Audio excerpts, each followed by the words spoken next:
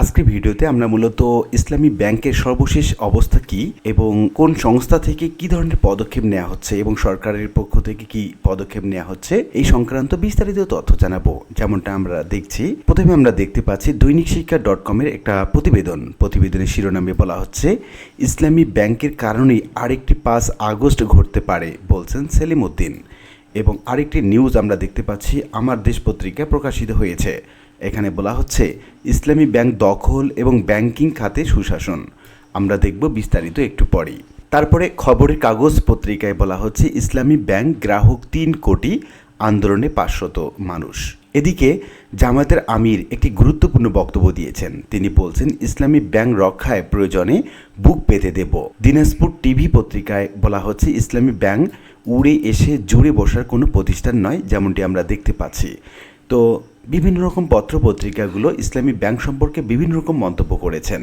আমরা প্রথমেই দেখে নেব দৈনিক শিক্ষা .com-এর প্রতিবেদনের শিরোনামে যেমনটি আমরা দেখতে পাচ্ছিলাম, ইসলামী ব্যাংকের কারণে আরেকটি 5 আগস্ট ঘটতে পারে, যেমনটি বলছিলেন সেলিম উদ্দিন। ইসলামী ব্যাংকের কারণেই আরেকটি 5 আগস্ট ঘটতে পারে বলে মন্তব্য করেছেন জামায়াতের ইসলামী ঢাকা মহানগর উত্তরের আমির মোহাম্মদ সেলিম উদ্দিন। এখানে বলা হচ্ছে শুক্রবার মহাখালী টি&টি মাঠে বাংলাদেশের জামায়াতে ইসলামী ঢাকা মহানগরের উত্তর আয়োজিত বৃক্ষরোপণ অভিযান অনুষ্ঠানে প্রধান অতিথির বক্তব্যে তিনি এসব কথা বলেন। সেলিম উদ্দিন বলেন, বহুপক্ষীয় ষড়যন্ত্রের মাধ্যমে আপনারা এবার জামায়াতের সুনিশ্চিত বিজয় কেড়ে নিয়েছিলেন, অথচ এখন গরম গরম কথা বলে আর ইসলামী ব্যাংকের গায়ে হাত তুলছেন। মনে রাখবেন, ইসলামী ব্যাংক কারো বাপের টাকায় হয়নি, ইসলামী ব্যাংক জনগণের টাকায় হয়েছে। যা ইচ্ছে করেন, ইসলামী ব্যাংকের গায়ে হাত তুলবেন না। গ্রাহকরা জীবন দিবে, লুটেরাদের হাতে ইসলামী ব্যাংক তুলে দেবে না। তিনি আরও বলেন, আপনারা আওয়ামী লীগের বিরুদ্ধে হরতাল ডেকে তাদের বাসায় গিয়ে চা খেতেন, পুলিশকে ম্যানেজ করে ঝটিকা মিছিল করতেন। এই ধরনের আন্দোলন জামায়াত করবে না। সুতরাং সময় থাকতে এই ধরনের বিপজ্জনক রাস্তা ছেড়ে সঠিক পথে আসেন। শুধু ইসলামী ব্যাংকের কারণেই আরেকটি 5 আগস্ট ঘটতে যেতে পারে বলে তিনি মন্তব্য করেছেন। এবার আমরা আলোচনা করব ইসলামী ব্যাংক দখল এবং ব্যাংকিং খাতে সুশাসন বিষয়ে আমার দেশ পত্রিকার একটি সংবাদ প্রতিবেদন নিয়ে। প্রতিবেদনটিতে আমরা যেমনটি দেখতে পাচ্ছিলাম, এখানে বলা হচ্ছে ইসলামী ব্যাংক দখল শুধু একটি আর্থিক প্রতিষ্ঠান গ্রাস কিংবা ধ্বংস করার কোনো বিচ্ছিন্ন ঘটনা নয়, এটি রাষ্ট্রের মাফিয়া শাসন ব্যবস্থার একটি নির্মম উদাহরণ। 1990 উত্তর শাসন ব্যবস্থায় ধনিক শ্রেণী বা নীতি বর্জিত ব্যবসায়ী মহল যে বাংলাদেশের রাজনৈতিক প্রধান নিয়ন্ত্রক হিসেবে আবির্ভূত হয়েছে, ইসলামী ব্যাংকের দখল তার একটি আনুষ্ঠানিক স্বীকৃতি। মাফিয়া এলিট গোষ্ঠী কিভাবে রাষ্ট্র দখল করে সেটি নিয়ে বিশ্বের অনেক গবেষণা হলেও বাংলাদেশে খুব বেশি গবেষণা হয়নি। বিশ্ব ব্যাংকের 3 জন গবেষক জুয়েল এস হেলম্যান এবং জিরাইন্ড জনস এবং ড্যানিয়েল কাউফম্যান সোভিয়েত সময়ের ভূতপূর্ব দেশগুলো এবং পূর্ব ইউরোপের স্বাধীন দেশগুলোর অন্তর্বর্তীকালীন অর্থনীতি পর্যালোচনা করে 2000 সালে স্টেট ক্যাপচার বিষয়ে তত্ত্ব উপস্থাপন করে। তারা দেখিয়েছেন কিভাবে মাফিয়া অলিগার্করা রাজনৈতিক শক্তির সঙ্গে মিলে রাষ্ট্র এবং জননীতিকে নিয়ন্ত্রণ করে। বাংলাদেশি গবেষক ডক্টর মির্জা হাসান এবং সেলিম রায়হান বাংলাদেশের পরিপ্রেক্ষিতে এলিটদের পলিসি নিয়ন্ত্রণ বিষয়ে কাজ করেছেন। এলিট ক্যাপচার এবং স্টেট ক্যাপচার একটি বৈশ্বিক প্রপঞ্চ হলেও বাংলাদেশে এর গভীরতা এবং প্রভাব অনেক বেশি। জাতীয় সংসদে অলিগার্কদের প্রভাব ক্রমান্বয়ে বাড়ছে। 1990 পরবর্তী সব সংসদে ব্যবসায়ীদের প্রতিনিধিত্ব বাড়ছে, অর্থাৎ অলিগার্ক ব্যবসায়ীরা আনুষ্ঠানিকভাবে আইন প্রণয়ন এবং সেই সঙ্গে নীতি গ্রহণের সঙ্গে জড়িত রয়েছেন। এটি সবচেয়ে আশঙ্কার জায়গা। জাতীয় সংসদ এবং রাষ্ট্রীয় প্রতিষ্ঠানগুলো শাসন ব্যবস্থার জবাবদিহি তৈরির জন্য প্রতিষ্ঠিত হলেও ব্যবসায়ী এবং অন্যান্য স্বার্থনিষ্ঠ গোষ্ঠীর প্রভাবের কারণে এগুলো অধীনস্থ প্রতিষ্ঠান হিসাবে আবির্ভূত হতে পারে। ব্যাংক কোম্পানি আইন 1991 এর পরবর্তী সংশোধন পাবলিক পলিসি বা আইনের স্বার্থন্বেষী গোষ্ঠীর অনিয়ন্ত্রিত প্রভাবকে নির্দেশ করে। ইসলামী ব্যাংক দখলের পর যে পরিচালনা বোর্ড গঠন করা হয় তাতে রাষ্ট্রের সমপর্যায়ে এলিটদের প্রতিনিধিত্ব নিশ্চিত করা হয়। ব্যবসায়ী, বিশ্ববিদ্যালয়ের শিক্ষক, বিচারক, সামরিক বাহিনী, জেনারেল, পুলিশ কর্মকর্তা, অবসরপ্রাপ্ত আমলা সবাইকে নিয়ে একটি এলিট অ্যালায়েন্স তৈরি করা হয় যারা ইসলামী ব্যাংক দখলকে বৈধতা দেওয়ার জন্য কাজ করে। সবচেয়ে মজার ব্যাপার হলো সিভিল সোসাইটির সবচেয়ে প্রভাবশালী অংশ যারা ইসলাম বিদ্বেষী এবং পাশ্চাত্যের সহায়তায় পরিচালিত। বছরের পর বছর ধরে প্রচেষ্টায় চালিয়ে ইসলামী ব্যাংক দখলের আদর্শিক বয়ান তৈরি করেছে। ফলে সিভিল সোসাইটির এই অংশটি প্রত্যক্ষভাবে ব্যাংকের পরিচালনা বোর্ডে প্রতিনিধিত্ব না নিলেও অন্যভাবে প্রভাব নিশ্চিত করেছে। ব্যাংক দখলদারি এলিট অ্যালায়েন্সের শ্রেণী চরিত্র বিশ্লেষণ করলে বাংলাদেশ রাষ্ট্রের শীর্ষ পর্যায়ের নৈতিকতা সম্পর্কে আভাস পাওয়া যায়। বিগত 50 বছরে যেভাবে শাসন ব্যবস্থা এবং কাঠামো তৈরি করা হয়েছে তাতে প্রতিনিয়ত নৈতিকতা এবং জবাবদিহিতা উপেক্ষিত রয়েছে। এলিটরা মিলে মিশে সমাজ এবং রাষ্ট্রকে দখল করেছে। ইসলামী ব্যাংকের দখল তাই টিপ অব দ্য আইসবার্গ, সামগ্রিক দখলের সামান্য প্রকাশ মাত্র। অর্থনীতির গুরুত্ব সব সেক্টরে মাফিয়া তন্ত্র কায়েম করা হয়েছে। যে এলিট অ্যালায়েন্সের কথা উপরে বলা হয়েছে তারা সব সেক্টরের দখলের সঙ্গে জড়িত। বিদ্যুৎ, জ্বালানি, জনশক্তি রপ্তানি, ওষুধ শিল্প সরবরাহ, বেসরকারি মেডিকেল শিক্ষা, বেসরকারি বিশ্ববিদ্যালয় অবকাঠামো উন্নয়ন, এমনকি সংবাদপত্র সহ গণমাধ্যমের মালিকরা সব ক্ষেত্রে অলিগার্ক মাফিয়া চক্র ক্রিয়াশীল। তাই পুঁজি পাচার কোনো নির্দিষ্ট শাসনামল বা রেজিমের সঙ্গে সংশ্লিষ্ট নয়, এটি সতত প্রবাহমান। আমরা যদি মনে করি শুধু শেখ হাসিনা ফ্যাসিস্ট শাসনামলে এলিটরা সব কিছু দখল করেছেন এবং পুঁজি পাচার করেছেন তাহলে এটি একটি ভুল অনুসন্ধান হবে। যে শাসন ব্যবস্থার রাজনীতি এবং ব্যবসার স্বার্থ একীভূত হয় এবং রাষ্ট্রের আমলাতন্ত্র সহ সব প্রতিষ্ঠানকে রাজনীতিক এবং ব্যবসায়িক গোষ্ঠীর স্বার্থ উদ্ধারে নিয়োজিত করা হয়, সেখানে পুঁজি পাচার এবং লুণ্ঠন একটি চলমান প্রক্রিয়া। আজ চারদিকে যে হাহাকার এবং শৃঙ্খলাহীনতা, এগুলো একটি অনৈতিক শাসন ব্যবস্থা সামগ্রিক বহিঃ প্রকাশ মাত্র। স্বাধীনতা লাভের পর থেকে আমরা সব প্রতিষ্ঠানকে ব্যক্তি এবং গোষ্ঠী স্বার্থ দখল এবং সেই সঙ্গে রাজনীতিকরণের চেষ্টা করেছি। 1990 এর পর থেকে যে প্রক্রিয়া ক্রমেই শক্তিশালী হয়েছে, রাজনীতিকরণ কৌশল এবং সেই সঙ্গে ব্যবসায়ী অলিগার্ক এবং রাজনীতিবিদদের জন্য ইনসেন্টিভ বা প্রণোদনা তৈরি করেছে।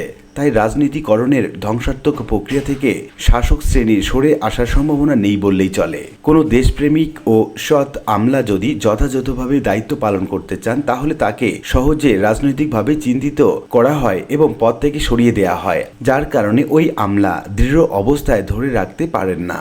কাউকে কোথাও পদায়ন কিংবা কাউকে কোনো পদ থেকে অপসারণে সরকারকে কোথাও কোনো জবাবদিহি করতে হয় না, কেউ কোনো ব্যাখ্যা চাইতে পারেন না। এই ধরনের মসৃণ পদ্ধতির মাধ্যমে রাজনীতিকরণ এবং সেই সঙ্গে রাজনৈতিক প্রক্রিয়ায় ভিকটিম করার ব্যবস্থা জারি করা হয়েছে। অসংখ্য মানুষের শাহাদতের পরিপ্রেক্ষিতে যে জুলাই বিপ্লব হলো তার কোনো প্রভাব শাসন ব্যবস্থায় দেখা যাচ্ছে না। কয়েক যুগ আগে অবসরপ্রাপ্ত কর্মকর্তা, এমনকি যারা কখনো সিভিল সার্ভিসেও ছিলেন না, তাদের বিভিন্ন মন্ত্রণালয় এবং প্রতিষ্ঠানে উচ্চ পদে নিয়োগ দেওয়া হয়েছে। এসব নিয়োগে কোনো জবাবদিহির বিষয় নেই। সরকারি দল মনে করে তারা সব কিছু করতে সক্ষম, কোনো নৈতিক নীতিকতা বা দায়বদ্ধতা কিছু নেই। তাই ইসলামী ব্যাংকের দখল কোনো বিচ্ছিন্ন ঘটনা নয়, এটি আমাদের রাজনৈতিক হারিকিরির বাস্তবতা। বিভাজনের রাজনীতি শাসন শ্রেণীকে রাষ্ট্র এবং পাবলিক পলিসির দখলের সুযোগকে আরও সহজ করেছে এবং এর মাধ্যমে একটি শক্তিশালী মক্কেল শ্রেণী সৃষ্টি করেছে। ফলে বিশ্ববিদ্যালয় সুরক্ষার চেয়ে উপাচার্যের পদ থেকে দখল করাকে বিশ্ববিদ্যালয় শিক্ষকদের জন্য গুরুত্বপূর্ণ পদ হয়ে দাঁড়িয়েছে। বিশ্ববিদ্যালয়ের শিক্ষকরা রাজনৈতিক মেরুকরণের কারণে এখন মক্কেলের চেয়ে বেশি কিছু নন।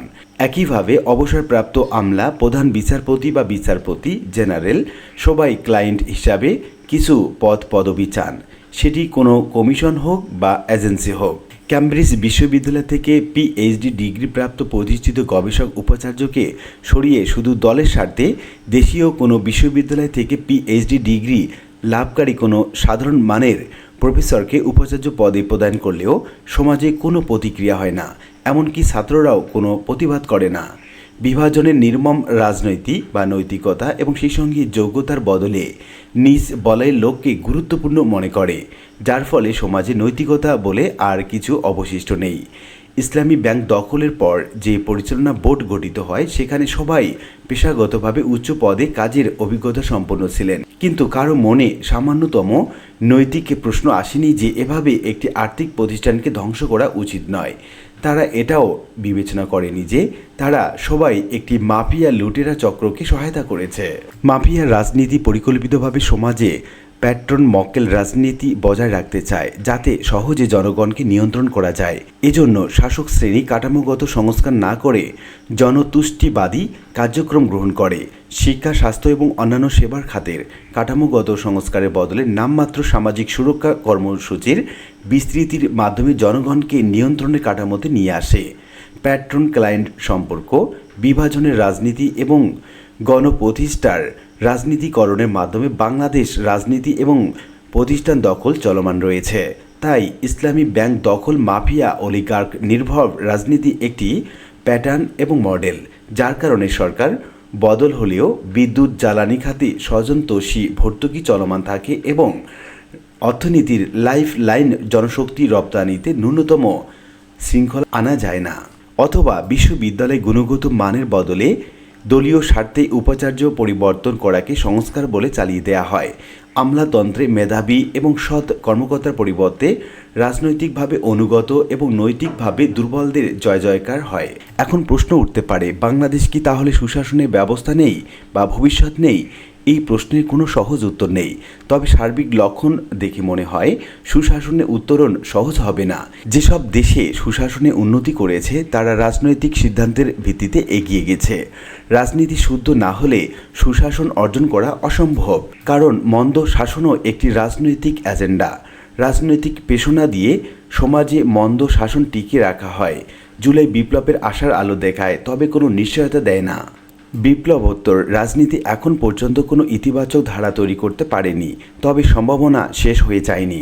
জাতীয় সংসদে বিরোধী দলে কিছু অর্গানিক নেতৃত্ব এসেছে। সমাজের প্রান্তিক এবং মধ্যবিত্ত শ্রেণীর প্রতিনিধি হিসাবে অনেকে সংসদ সদস্য হয়েছেন, তবে তাদের সাফল্য নির্ভর করছে কতটা কার্যকরভাবে তারা সংসদে ভূমিকা রাখতে পারবেন তার উপর। গণপ্রতিষ্ঠানের স্বচ্ছতা এবং জবাবদিহি নিশ্চিতকরণে যদি বিরোধী দল কিছু ভূমিকা রাখতে পারে তাহলেই কিছুটা অগ্রগতি হতে পারে। পৃথিবীর অনেক দেশে সিভিল সোসাইটি সমাজ পরিবর্তনে ভূমিকা রেখেছে, কিন্তু আমাদের প্রভাবশালী সিভিল সোসাইটির নেতারা মূলত পাশ্চাত্যের অনুগত হয়ে তাদের এজেন্ডা বাস্তবায়নে কাজ করে। সিভিল সোসাইটি কার্যক্রম অনেকের ক্ষেত্রে জীবিকা এবং অর্থবিত্ত নিশ্চিতের কৌশল, ফলে তাদের পক্ষে কোনো সাহসী ভূমিকা গ্রহণ করা কঠিন হবে। অন্যদিকে তাদের অনেকে ক্ষমতাসীনদের কো-অপশন নীতির সঙ্গে সমন্বয় করে দায়িত্ব পালন করে, তাই নির্মোহভাবে তারা ভূমিকা পালন করতে পারেন না। এছাড়া পাশ্চাত্য অর্থনির্বাত সিভিল সোসাইটি সাধারণভাবে ইসলাম বিদ্বেষী বিধায় তারা সমাজে মেরুকরণে ভূমিকা পালন করে, তাই তাদের সামগ্রিক গ্রহণযোগ্যতাও সংকটে আছে। তবে বিভিন্ন বিশ্ববিদ্যালয়ের দিকে তাকালে কিছুটা আশার আলো দেখা যাচ্ছে। ছাত্রদের একটা অংশ দলীয় দাসত্ব থেকে বের হওয়ার চেষ্টা করছে। কিছু তরুণ নেতৃত্ব জনগণের দৃষ্টি আকর্ষণে সক্ষম হয়েছে। এরা যদি নৈতিকভাবে দৃঢ় থেকে জাতীয় কৃষ্টি এবং পরিচয় এবং সেই সঙ্গে আশা ও আকাঙ্ক্ষার ধারণ হয়ে সৎভাবে এগিয়ে যায়, তাহলে জনগণ পরিবর্তনের পক্ষে সাড়া দেবে। এখানেই কিছু আশার আলো দেখা যাচ্ছে। কিন্তু কিছুদিন ধরে রাজনীতির যে ইকোসিস্টেম তৈরি হয়েছে সেটি ভাঙ্গা কঠিন। আমাদের আলেম সমাজ পরিবর্তনের নেতৃত্ব দিতে পারত, কিন্তু ব্যক্তি এবং গোষ্ঠীগত স্বার্থ এবং সেই সঙ্গে কোটারি নীতির কারণে তারা এখনও সমাজের মূল ধারা হতে পারেনি। বাংলাদেশে এখন একদল দেশপ্রেমিক বুদ্ধিজীবীর খুব প্রয়োজন, যারা তরুণদের গাইড করে সমাজ পরিবর্তনের মূল শক্তিতে রূপান্তর করবে। আমাদের পত্রিকার এই প্রতিবেদনটি মূলত লিখেছেন ডক্টর ইউসুফ জারিফ। তিনি একই সঙ্গে লেখক, গভর্নেন্স এবং পাবলিক পলিসি এক্সপার্ট, ইউরোপের একটি বিশ্ববিদ্যালয়ের গবেষক এবং একাধিক গবেষণা গ্রন্থের লেখক হিসাবে পরিচিত। তো উল্লিখিত বিভিন্ন আলোচনা থেকে আমরা এইটুকু বলতে পারছি যে ইসলামী ব্যাংকের শাসন করার জন্য, সেই সঙ্গে শোষণ করার জন্য বিভিন্ন রকম মহল তৎপর হয়ে দাঁড়িয়েছে এবং এখান থেকে বের হওয়া অনেকটা কঠিন হয়ে দাঁড়িয়েছে। এখান থেকে দূর হতে গেলে যারা সৎ আছেন, যারা ভালো পদে আছেন বা আমলা পদে আছেন, তাদেরকেই সজাগ হতে হবে এবং সেই জায়গা থেকে বেরিয়ে আসতে হবে। তাহলে ইসলামী ব্যাংক ঘুরে দাঁড়াবে। আশা করি বিষয়টি বুঝতে পেরেছেন।